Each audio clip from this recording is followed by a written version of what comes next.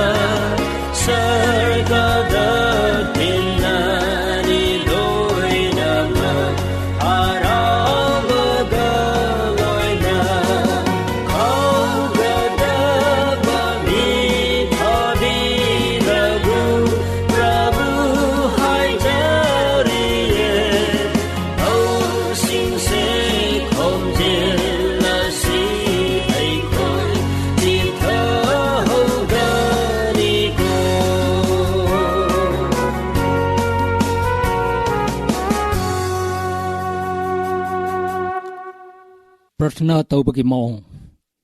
ayukta na sabu swargidamak katokcho masina nahaki hanba nataw ay halu aybu lawbiyu he Prabhu nahaki supna wahan biyu ehaki lang jaba thoram kibik na kuya khada thamjari nahaki sebada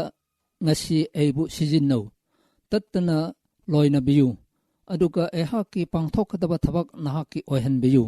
haiba prathna tawjo masi numit khuding gi hiramni ayuk khuding numitu gi damakta nasabu ishwarda katokcho nahaki thausin mayam adu mahaki yabiba natraga yabitabagi matung inna pangthokadaba natraga pangthokloidaba oihallu asumna nongma gi damakta nahakna nanggi punsibu ishwargi khutta pisingani amasung nahaki punsi adu Kristagi saktam henna mananaba sembirakani Krista da laijaba punsi adu pathaba punsini hakjang da yawna nungaijaba phawdaba yai adubu tattana loinabiba tapthaba lai thajaba laigani nanggi asa adu nasada laite Krista lay nahaki ashwan ba adu mahaki panganda tile nahaki khangdaba adu mahaki loksingda pulle nahaki langan ba adu mahaki lomdraba pangal da naple aduna nahakna nasada yang jagadaba natte pukningda nasagi wakhan khangadaba natte adubu Krista da yengu pukning asina mahaki phajaba mapung phaba sajat lamjatta wakhan khansanu thawaina khanjagadaba wakhaldi Krista na masagi khanjagadaba Krista gi nolukchaba Krista gi asyangba Krista gi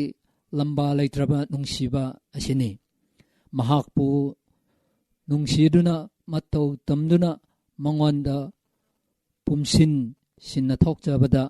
nahakpu mahaki saktamda pumhong hongdokragni jisuna hai aiga tatna loino waheising asina pothaba jethanba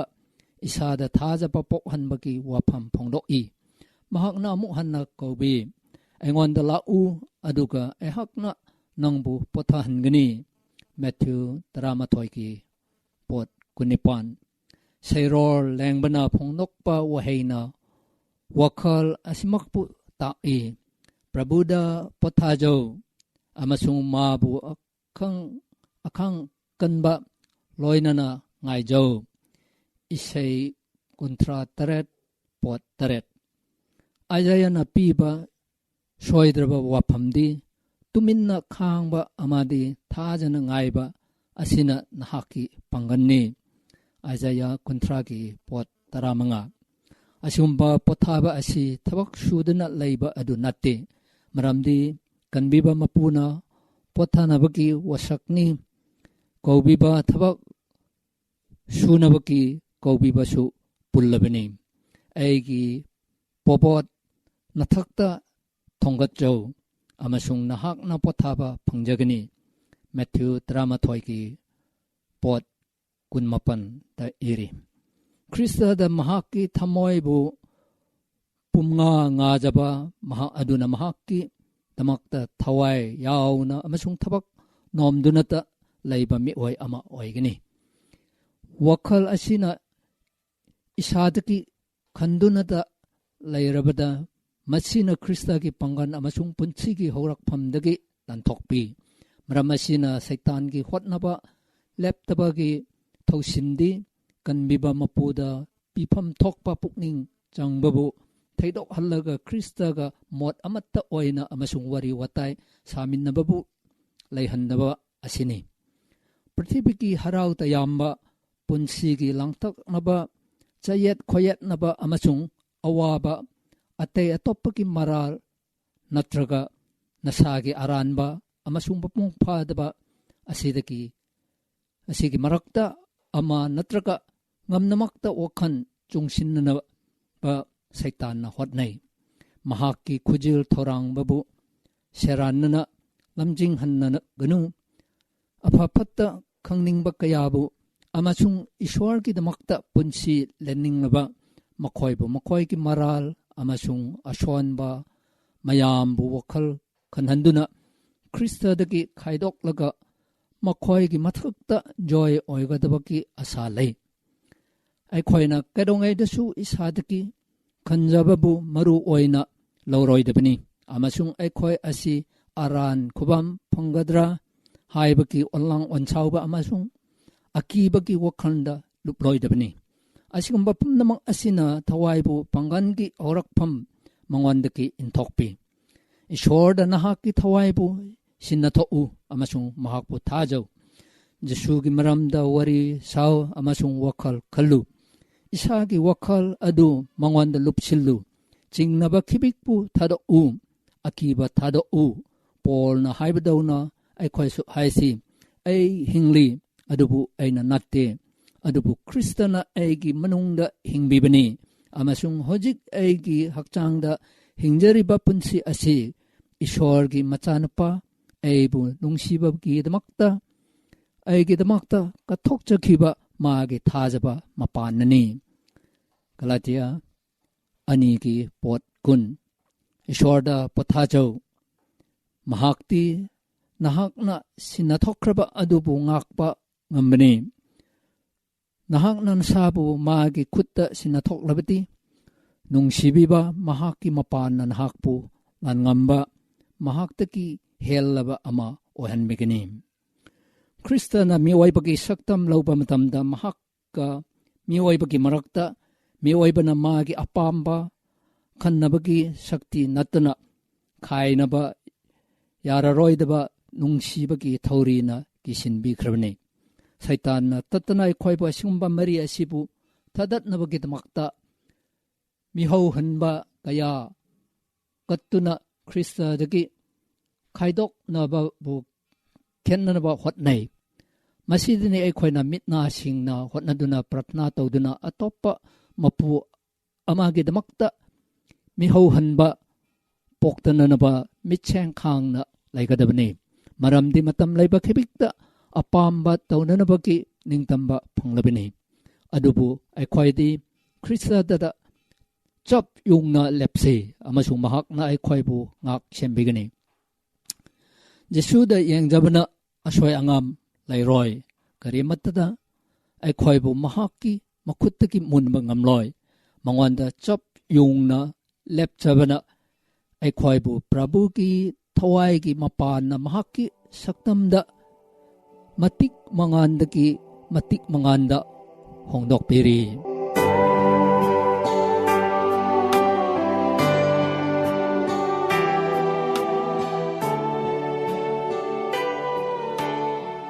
Aigi mingsa Dr. Benningward Jimmy Hulang ne ngasi Adventist World Radio na kauraga opportunity piba health awareness spread toningai opportunity piba yam thagajare and I'm really humbled I diabetes ki maram ngangninge diabetes haibalaina se yamna epidemic pandemic oiraba laina mane hujik worldwide aduga khoi gi India do WHO World Health Organization na diabetes se India gi population se yamna atay world ga compare tawraga yamna henjina affect tawdoba fivam da leye hena moi precaution piki karigira hairaga diabetic se mostly khoi ga lifestyle associated diet associated laina amane diabetes soup jat yam leye types da khoi di common oiraba da type 1 diabetes mellitus haye adoga type 2 diabetes mellitus haina khoi di common oye type 1 diabetes mellitus se kritobra hairaga first of all diabetes se krira haiba kanda akhoi gi hakchang da chini wangba blood sugar level wangba kanda diabetes laina se phangmane akhoi gi normal blood glucose level se kyara hairaga usually chakcha dringai da ayuk gi se 110 gi makhada dum usually plus minus leibne adoga chakcha loibagi akhoi blood sugar level se 140 gi makhada dum leibne ado khoi gi blood sugar level se 110 ga 126 chakcha dringai fasting sugar kawe fasting sugar do 110 ga 126 gi marak ta leiba kanda adoga chakcha ba loiba kanda khoina pung ani lerga muka blood sugar check tawba kanda akhoi gi blood sugar level se 140 ka chani gi marak ta leiraba adoi this is a impaired glucose tolerance hai ko IGT sise chapchana diabetes nate adoi su impaired glucose tolerance leiba mi khoi se kari risk leiba ga diabetes phangningai chances yam wangba group da lakrabne high risk group da lakrabne adugi chini check tawraga sigi level da leiraba fasting gi 110 gi makha da leiraga chakchawa loiba gi cha ama 40 gi makha da leirade wanenga leite adui su 110 ga 126 ki marak ta leiraba fasting gi blood glucose se aduga chakchawa loiba gi 140 ga 200 da leiraba adui dinoi yamna precaution lo batare hidak ti chaba ho khiroi adi su lifestyle ne weight loss ko akhoi gi weight se khra khan thaba healthy food chaba athumba pot chadaba aduga akhoi gi physical activity exercise jogging kuma tawba yam kanare nahakna si level da leiba kanda si condition da leiba kanda noina sikuma se control tawradi adum eventually diabetes narakani aduga diabetes se yamna sathiba laina ne organ loina mag affect tawba laina amane blood sugar natna test amasu laye HbA1c haina glycosylated hemoglobin si su khoi check tawraga diabetes nabra nadabra hebdu khangba yai normal level se 5.6 ki makha da leibane 5.6 degi 6.49 leiradi akhoi impaired glucose tolerance ki level da leiramne HbA1c test raga 6.5 tegi hena wangraba adui di मी से डायबिटीज नारे हेबदु उत्पने सी से टेस्ट तोबा याए अदुगा खोई खंगनी चपचाना खोई डायबिटीज नाब्रा नादब्रा हेबसे अदु डायबिटीज के टाइप्स दा टाइप 1 टाइप 2 लेरे टाइप 1 सिना यूजुअली अखोई अंगांग खोइबु मेनली अफेक्ट तोवे सी से चपचाना क्री तोब्रा हेरगा अखोई की हकचांग दा पेनक्रियास हैना चखाव की मखादा ऑर्गन अमा लेबने दु द सेल्स मचा लेबने दु सेल्स की मिंग दु बेटा सेल्स कोबने बेटा सेल्स ना खोई की इंसुलिन से प्रोड्यूस तोबने को इंसुलिन से करी कानब्रा हेरगा हकचांग ना अखोई की हकचांग ना ग्लूकोज चीनी सरुक से अखोई की एनर्जी सरुक नेबा अखोइना थबक तोनिंगाई फंगबा पांगन लोइ नमक से चीनी देगी फंगमनेबा ग्लूकोज देगी एनर्जी दु अखोइना सिना हनबा हकचांग ना सिना हनबा मतेंग पांग से इंसुलिन ने इंसुलिन लेटरदी अखोई की चीनी से अखोई हकचांग ना सिना बंगम रोय अदुगी इंसुलिन प्रोड्यूस तोबा सेल मचा मचा बेटा सेल्स दु सिरकपा अखोई की हकचांग की ऑटो इम्यून रिएक्शन ना दु बेटा सेल्स को दु हाल लगा अखोई की हकचांग ना एनफ इंसुलिन प्रोड्यूस तोबा ngam कांदा टाइप 1 डायबिटीज नाबने सिकुम्बा पेशेंट दी गोली कुमा चार सु मतेंग पांगरोय अयामबदा खोई इंसुलिन कापने को अदुगी इंसुलिन डिपेंडेंट डायबिटीज मेलाइटिस सु कोबने सी टाइप 1 डायबिटीज मेलाइटिस से सिदी मोस्टली खोई की लाइफस्टाइल के गसु यामना रिलेटेड ओइदे सिदी खोई की जेनेटिक्स अतैते दसु कनो तौरगा नाबा लेना अमने अदु खोई दी आइना हुजिक एम्फेसिस टोनिंग बसे टाइप 2 डायबिटीज मेलाइटिस ओइरे टाइप 2 डायबिटीज मेलाइटिस से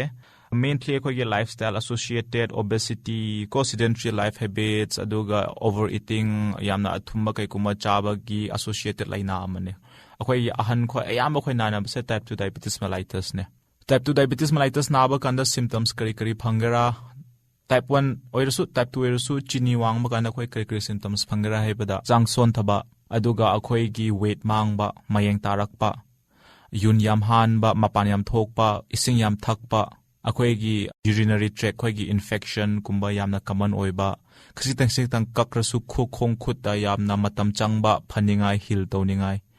अदुगा जनरलाइज अदुम हकचांग सोन थबा हेबा तारे को सिकुंबा सिम्पटम्स ओइना प्रेजेंट तोबने डायबिटीज से दुदा अखोइना चेक तौरगा डायबिटीज नारे हेदी हिदाक फजना चाबा ऑन टॉप ऑफ दैट अखोइगे लाइफस्टाइल जो फजना मॉडिफाई तौबा ताबा हिदाक गोली ना ngamdre बगान अखोइ इंसुलिन काप्रकनी अदु सिकुम मसे यामना नेसेसरी ओइबने हेबदी डायबिटीज सु अखोइना फजना कंट्रोल तौरदी माना कॉम्प्लिकेशंस प्रोक से यामना सीरियस ओइबा कॉम्प्लिकेशंस खक्तने खोइदिगी कमन दा डायबिटीज ना अफेक्ट तौबा से अखोइगी किडनी अफेक्ट तौवे अखोइगी मिट अफेक्ट तौवे अदुगा अखोइगी हार्ट अफेक्ट तौवे किडनी कोई की सिंगली अफेक्ट तौबा कांदा डायबिटिक किडनी डिजीज डेवलप तौवे दुदा अखोई की यून की सरुक ता प्रोटीन वांगराए अदुगा किडनी से फेल तौरकपा होवे अदुगा अखोइना क्रोनिक किडनी डिजीज CKD हेबदु डेवलप तौरदी उपाय लेते डायलिसिस गा ट्रांसप्लांट नतना अदुगा अनी सुबदना अखोई की मिट की सिंगली सोकपदा डायबिटिक रेटिनोपैथी है नामुका अमले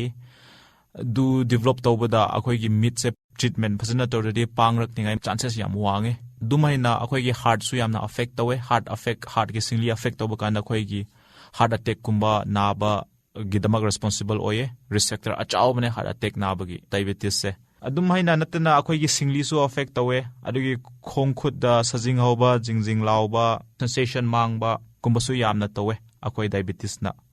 अदुगा यामना important oiba ama complications in akhoi diabetic food hai kri tobrairaga akhoi gi singli su sokrabani na akhoi gi vascular e supply su sokrabani na khasik sokpa kanda e da chini gi saruk wangradi akhoi sokpadu pharakpa heal torakpadu matam yam change adugi infection macha su normal mi gumna heal torakte adugi yamna chawna infection du spread toraga khong da khasitang sokrakpada pra infection spread toraga अखोई की खोंग से पुमरकरगा सरू मसल लोय नमक चाथलगा most time दा डॉक्टर खोइना दु कंट्रोल तोबा ngamdaba कांदा खोंग खुद कक ए सिसे डायबिटिक फूड कोबने यामना सथीबा यामना अनफॉर्चुनेट कॉम्प्लिकेशन अमने अदुगा इन्फेक्शन अतै सु इचम चंबा लोक खुबा वायरल इन्फेक्शन सो खोइ pneumonia lower respiratory tract infection तवन बंगमे हेबदी चिनी वांग बसे खोइ की हकचांग ना जर्म्स खोइबु डिफेंस सिस्टम दु यामना सोलकपने चिनी वांगदी हकचांग दा अदुगी इन्फेक्शन अतैते सु यामना कॉमन ओइना फंगे इचम चंबा बैक्टीरिया वायरस फंगल खोइ नॉर्मल मी दा इन्फेक्शन तोबा ngamdaba खोइ दु डायबिटीज कुमा नाडी दुकुंबा इचम चंबा कोनो बैक्टीरिया खोइ नसु इन्फेक्शन तोहन बंगमे हाइबदे खोइ की इम्यून सिस्टम से यामना सोलकपगी खोइ की बॉडी डिफेंस सिस्टम से यामना सोलकपगी adugi sumena complications yam leye adugi diabetes yam line low biranu amrak nare he di doctor na piba hidak tu pasana regularly chaw aduga mit ga kidney gi test se type 2 diabetes narabada hek diagnose tobada mit ga kidney gi test se todaba yade taw dumathang da every year chei khuding at least amrak ti test taw chini gi hidak charga chini control taw na si test se toba yam important ne type 1 diabetes mellitus nardi chahi 5 to 10 years after the diagnosis naha gi laina phadokpa matam gi 5 to 10 years matung da dum mit ka kidney gi test se dum taw type 1 gi damak type 2 gi na hek diagnose to bukan taw aduga chahi khuding adum monitor taw akhoi gi heart gi su ya yawre tu da si monitor to bada akhoi gi complications atai te koi khoi prevent to bangam ni aduga hidak se phasana chaba lifestyle phasana modify to ba adui di khoi si laina se khoi prevent to ra ga control to ba laina oina oigani thank you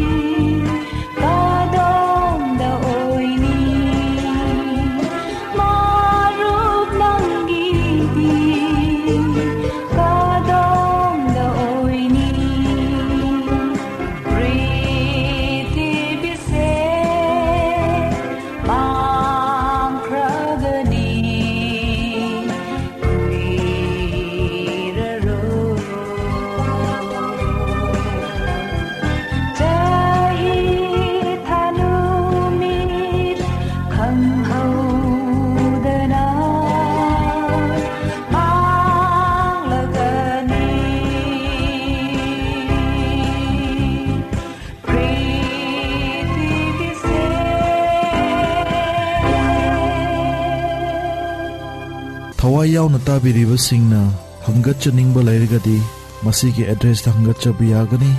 Adventist World Radio, Manipur Conference of Seventh-day Adventists, Chingmairong, Khungnang Anikarak, Imphal West 795001. ꯑꯩꯈꯣꯏꯒꯤ contact number